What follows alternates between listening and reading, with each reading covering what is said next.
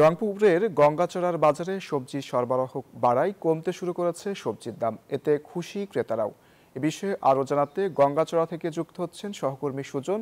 সুজন, এক সপ্তাহের ব্যবধানে কত টাকা কমেছে ফুলকপি, বাঁধাকপি ও সিম সহ অন্যান্য সবজির দাম? ধন্যবাদ অঙ্কুর। যেমনটা আপনি বলছিলেন, রংপুরের গঙ্গাচড়ায় কিন্তু শীতকালীন সবজির দাম ধীরে ধীরে কমতেছে। এই সপ্তাহে, গত সপ্তাহে যে দাম ছিল ফুলকপি ছিল 70 থেকে 80 টাকায়, সেই ফুলকপি এখন কিন্তু চলছে 50 টাকা দরে, এবং পাতাকপি ছিল 60 থেকে 70 টাকা, সেই পাতাকপি এখন 40 টাকা কেজি দরে চলছে। এবং আমি যদি বলি একটা কাঁচামরিচের কথা যদি বলি, কাঁচামরিচ কিন্তু গত সপ্তাহে ছিল 120 থেকে 30 টাকা, সেই কাঁচামরিচ কিন্তু আজকে 100 টাকা কেজি দরে বিক্রি হচ্ছে।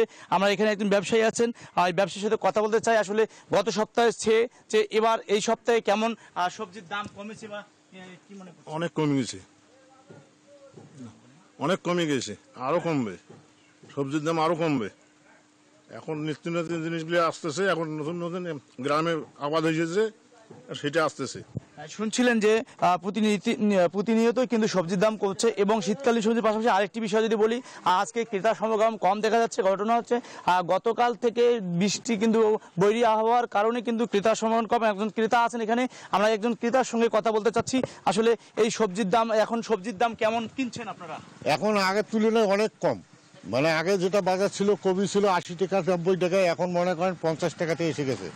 আমরা আশা করতেছি আরও কমবে।